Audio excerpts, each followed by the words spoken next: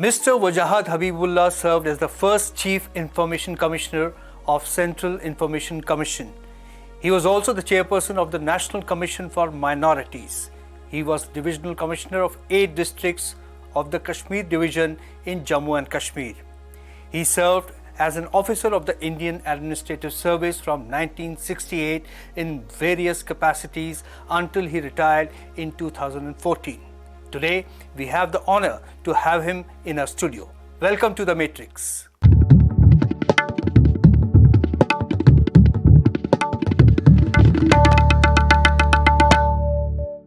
Wajahat Saab extensively contributes articles for various national dailies. He writes on human rights and various other issues. He has authored several books, including My Kashmir. He belongs to a distinguished family in Uttar Pradesh, Barabanki. Adab, sir. Welcome to The Matrix. Thank you for welcoming me. It's a pleasure to be with you. Likewise, sir. So let me begin by asking you about your latest public engagement. You recently attended the launch of a report on unmarked and unidentified graves in Kashmir Valley. It appears to be an interesting research. What can you tell us more about the report and the significance it holds for India? The primary significance, I'll start with the end first. Yes. The primary significance, of course, is for the Kashmiris themselves.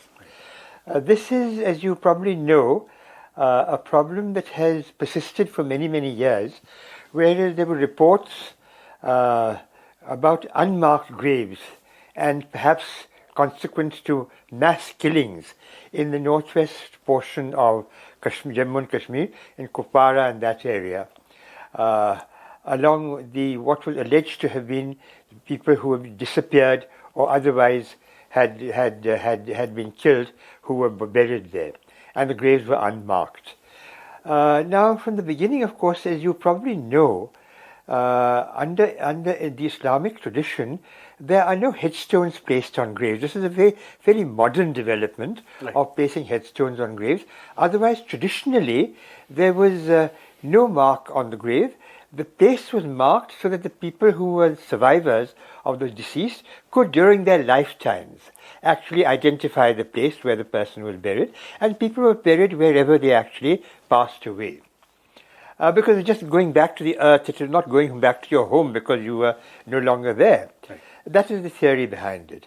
Therefore, unmarked graves in itself did not excite my curiosity at that time, except what did excite my indignation was that these graves were being cited as proofs of the Indian government's or the security forces' excesses.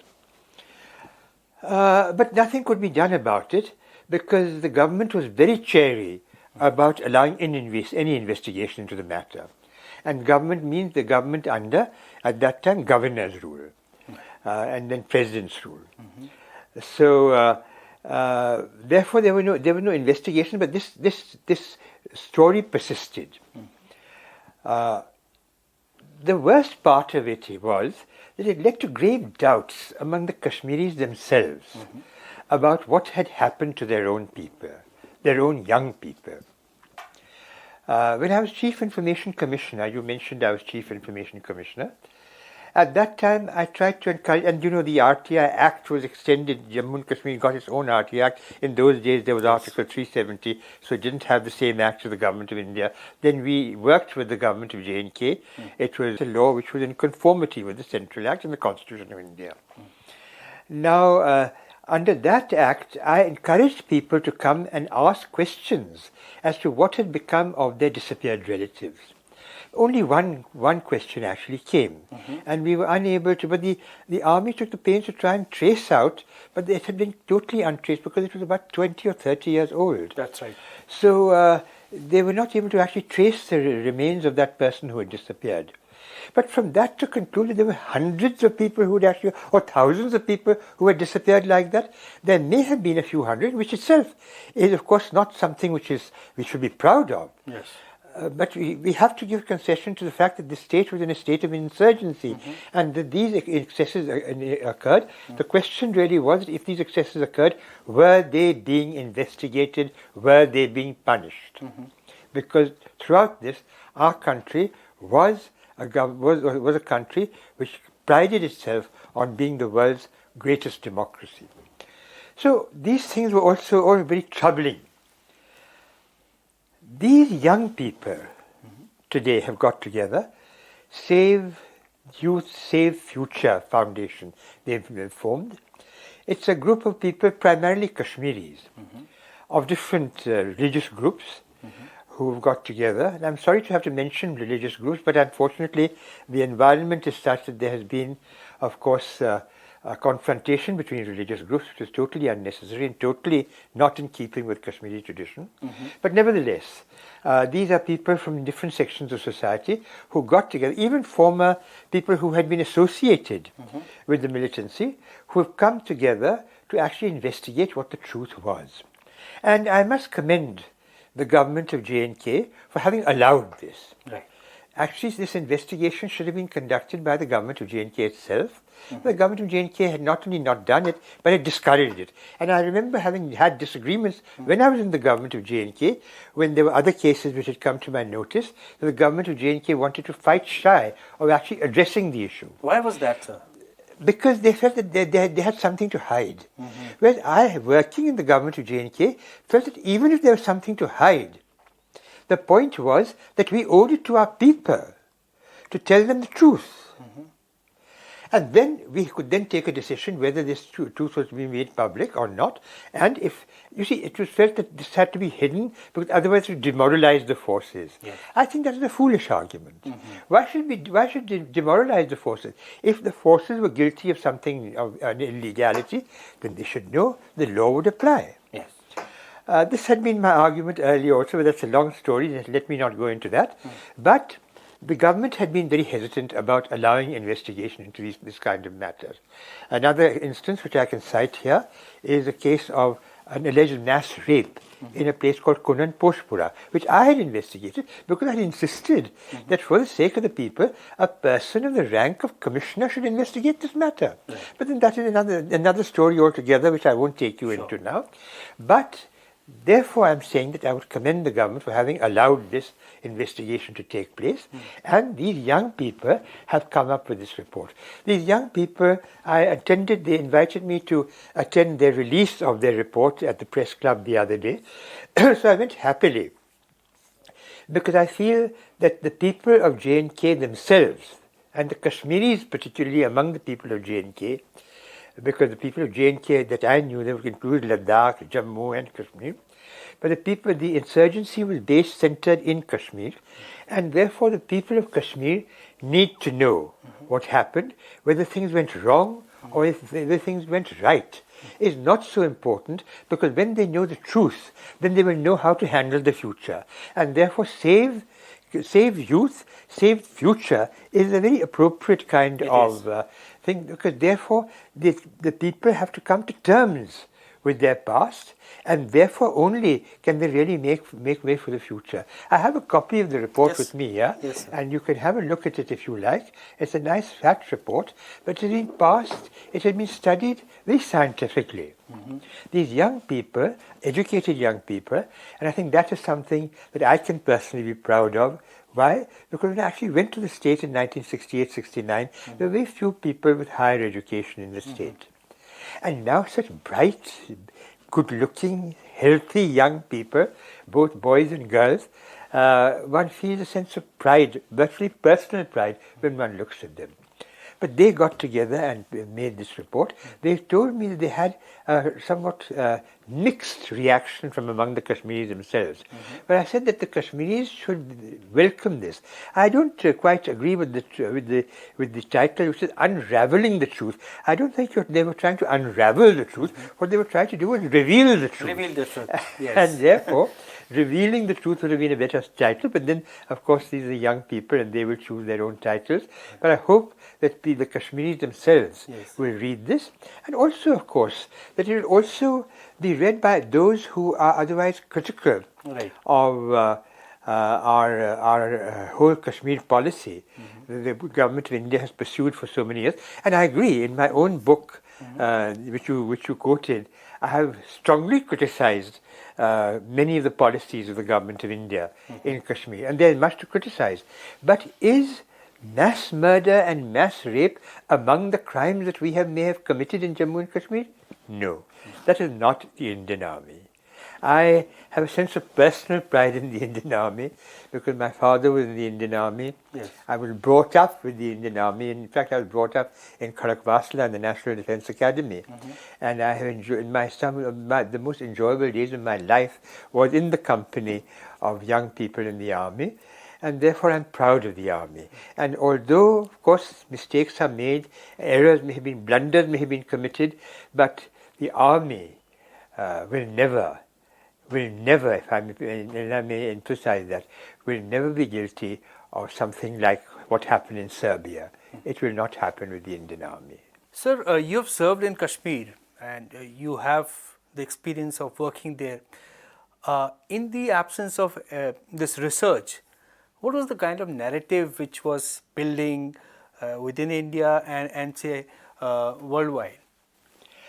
Well, see, the narrative that was building, there were certain interested parties in this. As you know, the Inter-Services Intelligence of Pakistan, then there have been other agencies also who have been involved in this. There were those who were concerned about human rights, and organizations like Human Rights Watch are genuinely concerned about human rights. I didn't see that we not having been guilty of any excessive violation. Yes, we have been guilty in places of in cases of human rights, and we have also ordered investigations in matters concerning human rights, sometimes justified, sometimes not justified, or not in ordering investigations sometimes when we should have and we did not. So all these things, if people are there to tell us that, well, this has not been investigated, that is a case of human rights violation, we should readily welcome that kind of criticism and go ahead and do it. Unfortunately, in a rarefied situation which existed in Kashmir, and the people looking at us with this critical eye, and in keeping with the ISI's own efforts at trying to distort the facts in their presentation to the rest of the world, because they had this narrative, as you remember, that was a narrative that the only Muslim majority state in India is being persecuted and crushed by this Hindu majority government. So because of that, we handled it in this particular way by trying to suppress it. I don't think that was the wisest way of doing it. It would have been better if it had been more open.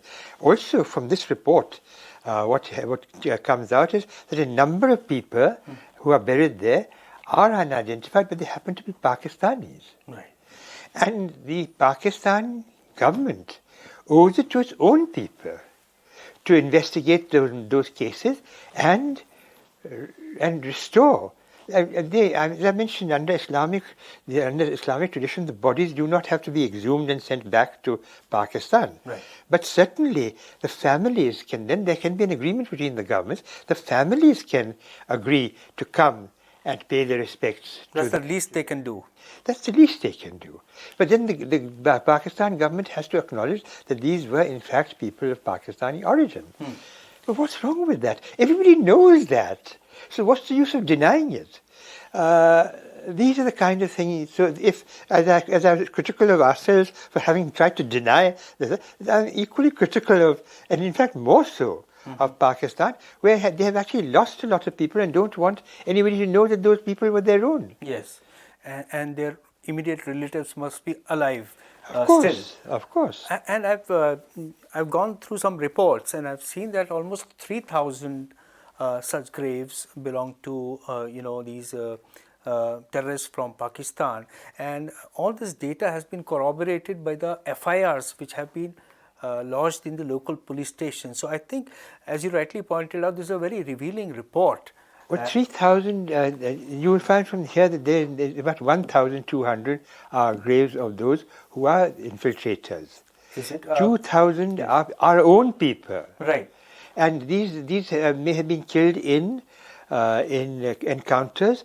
Many of them may have been also unjustifiably killed. Right. I would say the report doesn't say that. Right. But having had experience of working there, there were cases in which the encounters were totally unjustified. Those are the cases of human rights violation which I felt we should have investigated. Right. But So far as this report is concerned, they will not know that, but they will be able to identify, and they have identified, that these are people whose relations are actually living there, Right. and have actually told them. What is so difficult about it? The relations are quite happy to tell you that yes, ye hamara hi beta tha, hamara hi bhatija tha. This was my relative, and he was killed in such and such thing. So what's wrong with that? So that is how this report is so valuable. It does not show that most of these people were Pakistanis, but it shows a large number of Pakistanis, and that is the point that I was making. So in order to come to terms with what has happened in the past, and we must be clear in our minds that period of insurgency is now over. There is still a lot of disaffection in Kashmir. If I say that now there's complete reconciliation, no. And that is why the present Chief Minister in some earlier days had said there's need for a Truth and Reconciliation Commission in J&K. Unfortunately, he doesn't have the authority to set that up now, but the Truth and Reconciliation Commission, this functions as a kind of substitute for that. To look into these cases. It's not that you're going to start punishing people here. It's only a question of, as they say, not unraveling, but learning the truth. And on the basis of the truth, then you can actually structure your future. Right. The future of the state, the future of our relationship with Pakistan, the relationship of J&K with Pakistan, and India with Pakistan, and the future of India's people with the people of J&K. Yes, the first step to move in a positive direction is you admit the wrongs you've done in the past, and that's how we move forward. So also, like this report, I think there's some good things happening also as far as the victims of these terrorism are concerned. Of late, they were also been given jobs, the family members. They have been invited. I think that is also a good move. What do you say?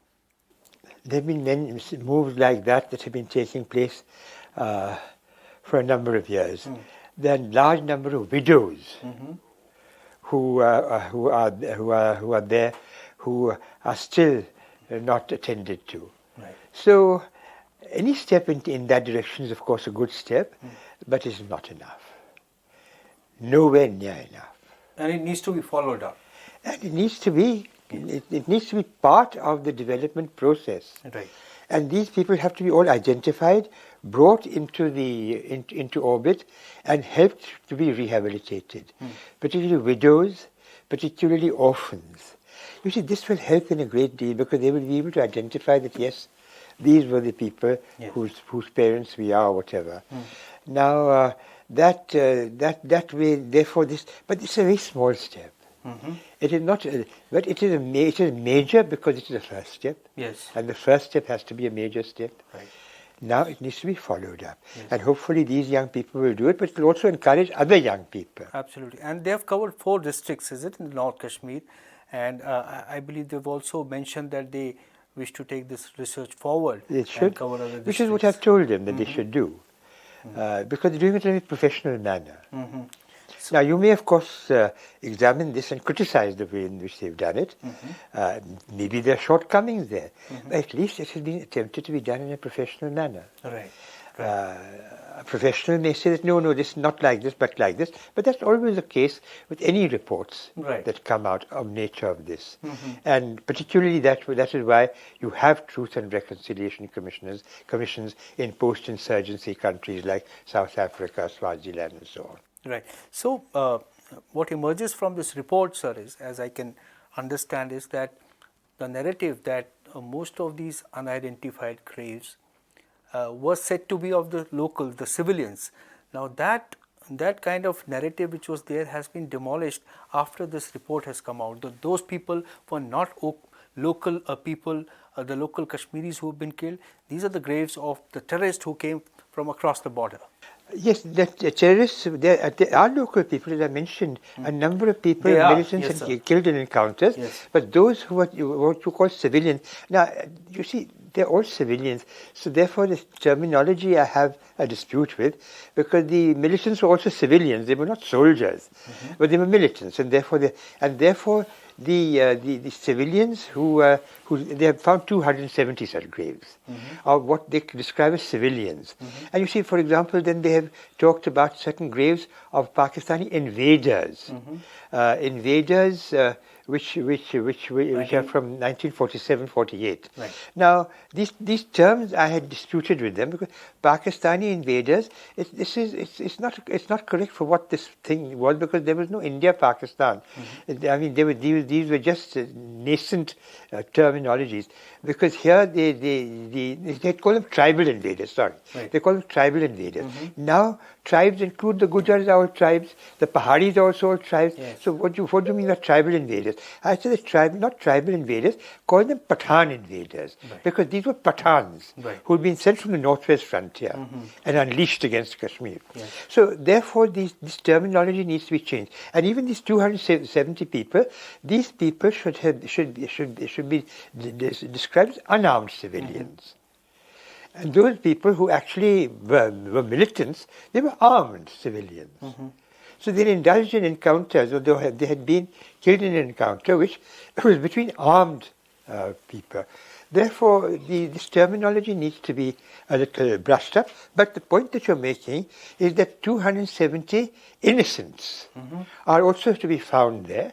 But the 270, and there have been, as I mentioned to you, there have been cases of excesses. Yes. There have been cases of innocents killed, but the number is very, very small. There has been no mass killing of innocents of that nature.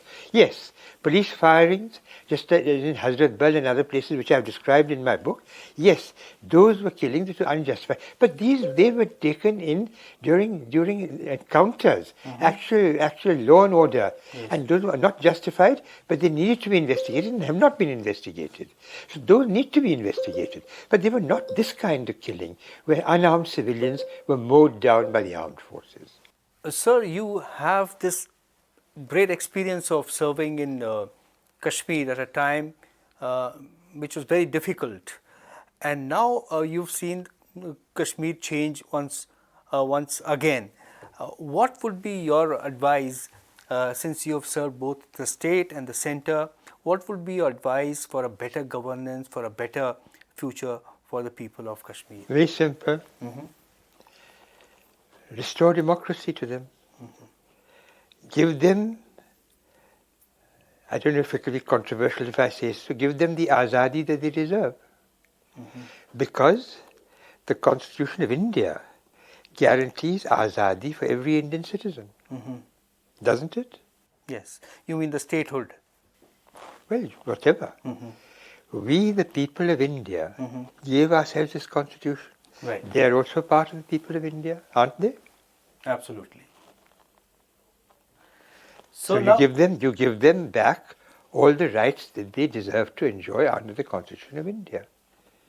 You cannot treat them as a union territory, and you cannot treat them as a subject people, because they are not. They are free citizens of a free democracy. Okay. Now, sir, I would like to ask you a question on another topic which pertains to Indian Muslim community, which is the recent Supreme Court order on the Wakf Amendment Act. It's an interim order, but it has been hailed by most Muslim tanzeems as being positive. So I want to get a sense from you, sir, how what do you make of this order, and how can we have an effective Wakf management system? Do you think that we are moving the right direction? Well, you see, I've also for a while been a member of the Delhi Wakf Board. The Wakf property is the property of a particular community. The government has no business in interfering in the ownership and management. We know, however, that a number of the Wakf properties have been mismanaged by their current management, which is not the government. And they are notorious. There is millionaires and rich people in the country, I won't mention names, are housed in buildings which are actually Wakf property. Right. Now, who is responsible for that? Therefore, a proper Wakf Management Act must actually hold the community responsible for managing it correctly, but the community has to hold it responsible. And I, of course, have lots of ideas there. Now, if you have, if you use the money, the Wakf money, in an appropriate fashion, then questions of coverage, the community itself has few resources in terms of education and health and things. The Wakf the income from the Wakfs can help with the poor students and so on. And cases of health and essentials like that. But so that would be the component of what would be a healthy Wakf Act. So far as the current order is concerned, you're right, it has been widely welcomed. I would not like to comment on its merits or demerits until I have actually studied that order. Because having been part of the quasi-judicial process myself, I would not hazard a guess or a comment on something that I have not studied deeply. Right. So you've always believed in India's pluralistic values, and you've seen some of the best times when these values were most cherished. But since 1990s, there has been an erosion of Hindu-Muslim unity. Do you see any narrative which can bind them together in a meaningful way? The narrative is that we are heirs to a common heritage, whether we like that heritage or we don't like that heritage. And the fortunate part is that my city of Lucknow is perhaps an example of what that pluralistic society must be. I belong to a section of the Lucknow community which has its roots in an old ruling class, the Talukdars. And perhaps you know that the majority of the Talukdars are Rajputs, followed by castes. And then there are also some Muslims, like myself, like Raja Mahmudabad was very large, and Muzaffar Ali, the famous film director. These are all part of that class. But the relationship between the Talukdars is, I think, the kind of thing that you're looking at. Talukdars were not all very beneficial sort of rulers and things. Some of them were very exploitative. There are stories of murder, hate and rape and all kinds of things associated with Talukdars. But as a society as a whole, it was highly pluralistic, and the traditions were very much with the Nawabi Lucknow. As you probably know, when Begum Hazrat Mahal, who herself started her career as a Tawaif, and she was the one who led the revolt of 1857. And who were the people who were supporting her? The Talukdars, the majority of whom were Rajputs. And she declared her son, Birjis Qadar, as the Nawab or Wazir of Awadh. And how was he welcomed by the Lucknowis? Kanhaiya. Ye hai hamare Kanhaiya. That is Lucknow. You know, there's this dispute at present over the land in Mathura and things. But Kanhaiya, the Lord Krishna, is very much part of the Lucknowi tradition. Nawab Wajid Ali Shah used to pose as Murlidhar in the Kathak, which he used to participate himself. Right. And the Kathak dance is a dance of devotion to Lord Krishna. And it is the principal symbol of Lucknowi culture. So that is the pluralistic society that I talk of. And it is very much there and still alive, very much alive in Lucknow. Even though you may have a political dispute as to who is the ruler and who is not, and we know that Atal Bihari Vajpayee was several times elected from Lucknow, but you ask my friend Dr. Karan Singh what he thinks of it. He also stood from Lucknow and was just defeated narrowly by the former Prime Minister Atal Bihari Vajpayee. He will tell you what the idea of Lucknow is. And that is my idea of India, and that is also what I believe India is, artificially separated by hostile propaganda against our pluralistic society. But our pluralistic society has always existed, well before the advent of Islam and well after the advent of Islam. The summit of the Mughal Empire was when all communities got together Yes. to participate in the governance of this country. And, the Emperor Aurangzeb is often criticized, Kunda.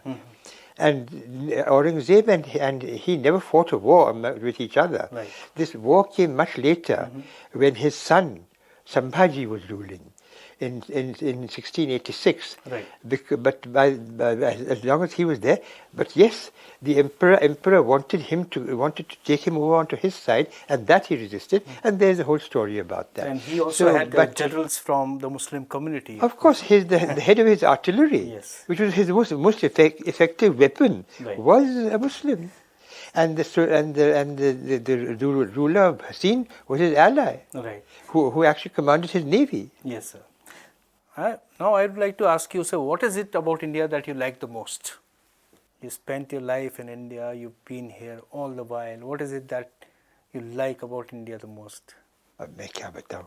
Bharat देश हमारा. How can you start saying I like this about it and like that? I just like it. Not only like it, but I love it. And because I am an Indian, and I deeply resent this kind of things by saying that हम कहीं घर वापसी क्या? हम तो हैं ही घर में अपने, तो वापसी कहाँ से आएंगे? And I pride myself on what I've done for my country, and what my parents have done for my country, and my grandparents have done for my country. Of course. Sir, what is your vision about, improving education among Muslim community? What, if you could briefly give your, sort of what are your thoughts of how we can... You should just go to school. There's one thing which, of course, I addressed when I was in the chairman of the Minorities Commission, this distinction between Dini Talim and the Dunyavi Talim is an artificial discrimination. Talim is Talim. Now, in certain sections of education, you may have a greater emphasis on religion, fine. If that's what we want to follow, fine. Like if I'm wanting if I'm a student of science, I may be wanting to study chemistry and physics. I may be a student of history. I may be a seasoned person of humanities. But the education system is not a different one. It's just subjects that I choose for myself. So religion is just another one of those. Therefore, and in fact, the changes have started occurring. It's been going for some time, but there are more and more clerics and people from the religious side of the clergy who are now going forth to introduce schools, and schools which have a secular outlook, where the children from different communities are asked to work together. Yes. Because it's not a good idea to have schools exclusively for one community. Yes. Even if you have madrasas, let all communities come and participate in that education of the madrasa. A person who wants to have a knowledge of religion, of Islam, he can come and study in a madrasa. Although traditionally, of course, madrasa doesn't have anything to do with religious education, but it's come to identify with religious education now. And therefore, those who want religious education, there are a number of cases in and around Aligarh where these schools with an Islamic foundation, which have a number of non-Islamic students, non-Muslim students, who do very well. Yes. On subjects which concern Islamic history. So, I mean, we are one nation. It's so silly to try and divide us on the grounds of religion. I'm now sitting and talking to you. Who can tell from our conversation, you with your appearance and me with my appearance, that whether we are Muslim, Hindu, Christian, or Sikh, I suppose you can tell. But we may be Sikh who have not sported a beard or jura, but we are all exactly the same. Right, sir. So what can be done to ensure a bigger role of Muslim women in shaping up our society at the grassroots level? I don't know. I mean, I've never found any difficulty in that because my mother was an active politician. My grandmother was an active politician. My grandmother was the first of the Talukdars to shed the burqa. Right. And she fought elections and so on. And she, in fact, she was a member of the Muslim League at that time, and this is way before partition. And her main mission in joining the Muslim League was to promote women's education. And she set up the Talim-Gah Niswa in Lucknow. And my mother, there's a college called the Government's College, the Awaz Degree College in Lucknow, which is a women's college, which was founded by my mother. So we've had this tradition in our family of working for education. My wife is now setting up a school for the Dewa Sharif Memorial Trust, which is the Haji Waris Ali Shah Dargah, of which I am chairman. So she's engaged in setting up a school for them, together in cooperation with the Central Montessori School in Lucknow. So education has always played a major role. The women in my family have always been highly educated. My aunt Atiya Hussain is the famous writer and author of Sunlight on a Broken Column, a work in English which is considered one of the major works of an Indian in English. So I really don't. You are asking the wrong person the question, because in my family, women have always been as well educated and usually more intelligent than the men. Absolutely. But you also belong to a very privileged background, sir. Well, now I'd like to ask you, what does your day's routine look like? Well, how does it go these days? Do you write, or how do you spend your time? Well, I suppose you said you are right, but I actually ride. When I'm in Lucknow, I ride every morning with my son, and I still greatly enjoy riding. Riding has been a tradition in my family also. But riding horses. And when I was director of the National Academy of Administration, I used to go riding with all these children who were probationers. They were children then, now they are senior government officials, but they used to always think that I was inducing them to ride, which I never really did, but they made it compulsory after I left. So that is one thing, but in Delhi, of course, I don't ride so much. I make up for it by yoga. Okay. So both my wife and I are very punctilious with our adherence to yoga. And then, of course, the rest of the day in writing, yes, but writing or reading, unfortunately my eyesight has been, so I've been getting treatment for that. So that's part of the thing, but I try and read for some time and then communicate now, because now you have this cell phone and so on, so communicate through that. A very good friend of mine, they often come to me for advice and I help them. Many are under the impression that I carry a lot of influence with government and can help get them a job or something. Is that the reason you picked up as a negotiator? You know, it has happened at least more than a couple of times, no? Well, I don't know whether the... But I don't know if I've got a lot of influence, but so far as the public is concerned, I have always been very open to the public. Except that I discovered when I was Chief Information Commissioner that we IAS officers, however much we think that we are open to the public, we are not. We are not at all.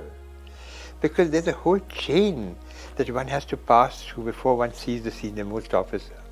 And then those links in the chain are not always terribly amenable. So this I only discovered when I was Chief Information Commissioner. Otherwise, I thought that anyone who wants to see me can see me. It is not true. And therefore, therefore now, particularly now, I remain as accessible as I can. Because I don't want to be accused of milne se inkar kar diya. That I will never do. Why will I never do it? Because I am an Indian and everybody else who wants to see me is an Indian. Now, even if somebody who is not an Indian wants to see me and is in some kind of distress, I would certainly try and help. I think because it is the duty, and this of course stems from my being a Muslim, that it is my duty as a Muslim to be of help to other people. Sir, having this conversation was truly a pleasure, sir. Thank you very much for being with us. My pleasure.